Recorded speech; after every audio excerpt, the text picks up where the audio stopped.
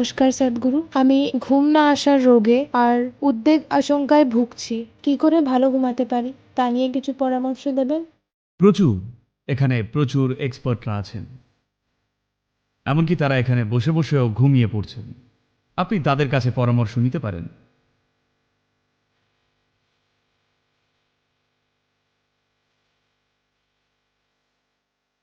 আপনি শুধু টেমস নদীতে ঝাঁপ দিন আর 2 ঘন্টা স্রোতের বিপরীতে সাঁতার কাটুন। দেখবেন আজ রাতে ভালো ঘুমোবেন। সত্যি বলছি, শুনুন। এখন সব কিছুতেই আমাদের একটা করে নাম আছে। এগুলো লোকের যেন এক একটা কোয়ালিফিকেশন হয়ে উঠেছে যে আমি অনিদ্রার রোগী, আমি অ্যানোরেক্সিয়ার রোগী, আমি অমুক, আমি তমুক। আপনি বরং বলুন আমি শুধু একটা জগা খিচুড়ি। এর সঙ্গে এত এত বৈজ্ঞানিক নাম জুড়বেন না। শুধু দেখুন আমি নিজের খিচুড়ি পাকিয়েছি। হয় শরীরটার নয়তো মনটার খিচুড়ি পাকিয়েছি। দুটোর মধ্যে একটা, হ্যাঁ কি না? আপনি যদি সেটাকে এত বিরাট বিরাট নাম দেন তাহলে তো বেশ গর্ব হবে সঙ্গে এরকম একটা নাম জুড়লে। নিজের সঙ্গে এরকম করবেন না। আমি হাজার হাজার মানুষকে দেখেছি যারা এরকম রোগে ভোগেন। এগুলো রোগ নয়, এগুলোকে কোয়ালিফিকেশনের মতো নিজের সঙ্গে আপনি জুড়েছেন, কারণ আপনার যে অন্যান্য কোয়ালিফিকেশনগুলো আছে সেগুলো তেমন কদর পায় না।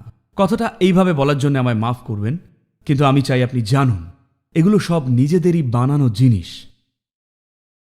আপনি একটা সমস্যা তৈরি করেন আর তারপর সেটাকে মণিমাণিক্যের মতো মাথায় বয়ে বেড়ান।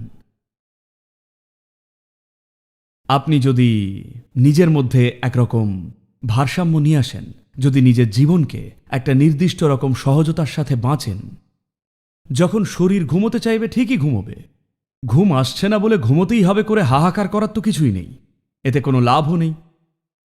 আপনি শরীরকে যথেষ্ট খাটালে খিদে পাবেই, তাই না? হ্যাঁ কি না?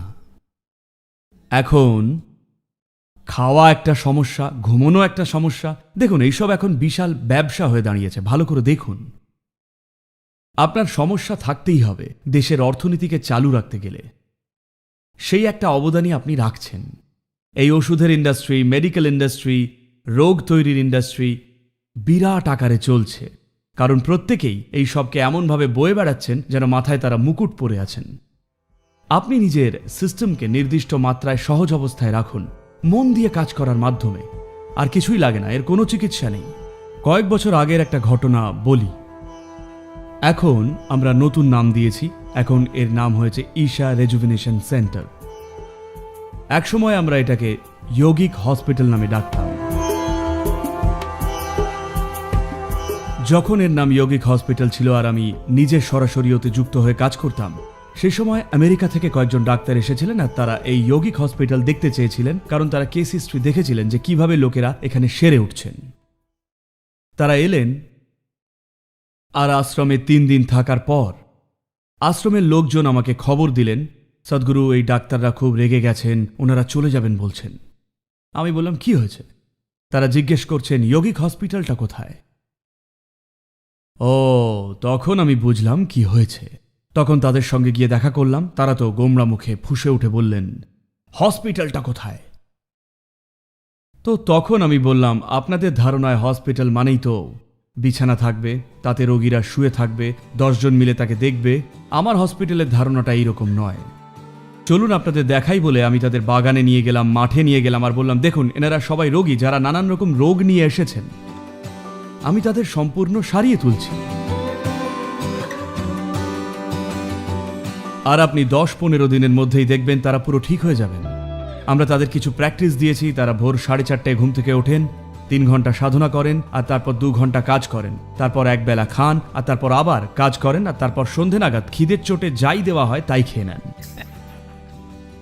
আর রাতে তারা মরার মতো ঘুমন আর আবার সকালে উঠে পড়েন। আর 15-20 দিনের মধ্যেই তারা পুরো সুস্থ। কারণ কিছু অসুখ আছে যা আসে সংক্রমণের ফলে। এগুলো বাইরে থেকে আসে। সংক্রমণে অন্য জীবেরা বাইরে থেকে ঢুকে আক্রমণ করে। সেটার মোকাবিলা করতে হলে আমাদের চিকিৎসা করতে হবে। ওষুধ লাগবেই, কারণ অন্য কিছু আমাদের সিস্টেমকে আক্রমণ করেছে। কিন্তু পৃথিবীর 70%-এরও বেশি অসুখ তৈরি হয় নিজের মধ্যেই। আপনার শরীর কেন আপনারই জন্য অসুখ তৈরি করতে যাবে? নিশ্চয়ই ভুল কিছু করছেন, তাই না? আপনি যে ঘুমোতে পারছেন না, আপনার মতে কারণটা কি? আমি চাই আপনারা সবাই কারণটা খুঁজে বার করুন। আপনার মতে কি ভুল করছেন বলে ঘুমোতে পারছেন না? একটা কারণ হতে পারে শারীরিক কাজকর্মের অভাব, খুব সম্ভবত কারণটা সেটাই। আরও একটা কারণ হলো আপনার মনটা মানসিক ডায়রিয়ায় ভুগছে। যখন একবার মন এইভাবে চলতে থাকে তখন এখানে কি চলে তাতে আর নিয়ন্ত্রণ থাকে না। ভয় তৈরি হবে, মনে উদ্বেগ জন্মাবে, মাথা খারাপ হবে। আর পৃথিবীতে আপনার মেলামেশাটা না হালকা আড্ডার মতো। আপনি জীবন হয়ে মেশেন না, আপনি মেশেন সমাজের কেউ একজন হিসেবে, বুঝলেন? আপনার সমাজটা এসেছে অনেক পরে। সমাজ আপনার জীবনের উৎস নয়, হ্যাঁ কি না? এই মহাবিশ্বটাই হলো উৎস। সমাজ তার মধ্যেই ছোট করে জন্মেছে। আমরা তো জঙ্গলেও থাকতে পারতাম।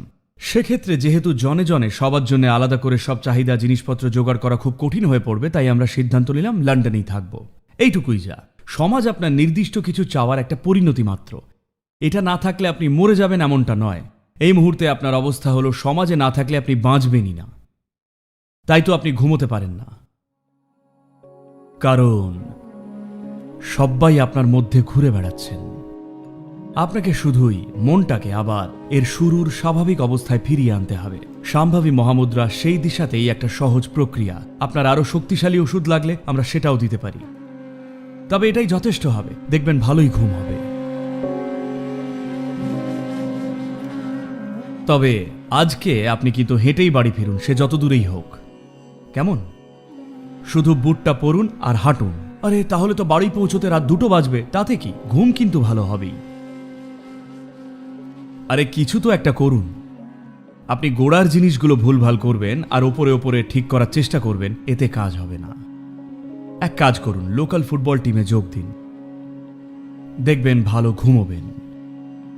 রাস্তাঘাটে যারা পরিশ্রম করে গতরে খেটে কাজ করছেন, শুধু তাদের দেখুন, দেখবেন তারা যে কোনো ট্রাকে বসেও ঘুমিয়ে পড়বেন। যায় আসে না বাইরে কত ঠান্ডা, কতটা উঁচু নিচু, দেখেছেন তাদের? এটা হচ্ছে তারা যথেষ্ট কাজ করছেন বলে। আর সমাজের জন্য কিন্তু আপনার জন্ম হয়নি, যেমনটা সমাজ আপনাকে বোঝাতে চাইছে। আপনি হলেন হিউম্যান বিং বা মানুষ। সমাজের জন্ম আমাদের হাতে। আমরা সমাজের মধ্যেও থাকতে পারি বা সমাজের বাইরেও থাকতে পারি। আপনি সমাজকে সঙ্গে করে বাঁচতে পারেন বা সমাজ ছাড়াও। সমাজ শুধুমাত্র সুবিধের জন্য গড়া। সমাজ আপনার প্রাণের উৎস নয়। এই মুহূর্তে সমাজ মানেই আপনি মনে মনে ভাবছেন এটাই যেন আপনার প্রাণের ভিত্তি বা উৎস। কেউ আপনার ব্যাপারে কি বলছে, কেউ আপনাকে নিয়ে কি ভাবছে, আপনি এই সব কিছু নিয়েই দুশ্চিন্তাগ্রস্ত। কে আমাকে নিয়ে কি ভাবছে, কে কি, কেউই আপনাকে নিয়ে কিছু ভাবছে না। যে যার নিজস্ব কাজ কারবার নিয়েই নাজেহাল। আপনি কি মনে করেন সবাই আপনাকে নিয়েই ভেবে চলেছে সারাদিন? বিশ্বাস করুন, তারা ভাবছেন না। তারা নিজেদের সমস্যা নিয়েই ব্যস্ত। চোখ বন্ধ করার সময় নিজের সমাজ, শহর, লন্ডনকে যদি ভুলে যেতে পারেন আর পরিষ্কার মাথায় শুতে যান, দেখবেন ঘুম হবে। কিন্তু সমাজ শহরকে সঙ্গে নিয়ে ঘুমোলে তাহলে আর হবে না। কথাগুলো এইভাবে বলছি কারণ লোকেরা সবসময় কিছু না কিছু সমস্যা আবিষ্কার করে চলেছেন নিজেদের জন্যেই। বাইরে থেকে কোনো রকম প্রভাব ছাড়াই যদি আপনার কোনো রোগ হয়, তার মানে সেটা আপনারই তৈরি, হ্যাঁ কি না? ঠিক তো? সেটা আপনারই তৈরি, সেটা যাই হোক না কেন। যদি সেটা আপনারই তৈরি হয়, তাহলে আমাদের দেখতে হবে আপনি কেন এইসব তৈরি করছেন। আপনি সহজ উপদেশ চাইছেন? কোনো উপদেশ নয়। একটা উপদেশ হলো আজ হেঁটে বাড়ি যান, আপনার ঘুম ঠিক হবেই। প্রতিদিন সম্ভাবী করুন, দিনে 2 বার, ঘুম আসবেই।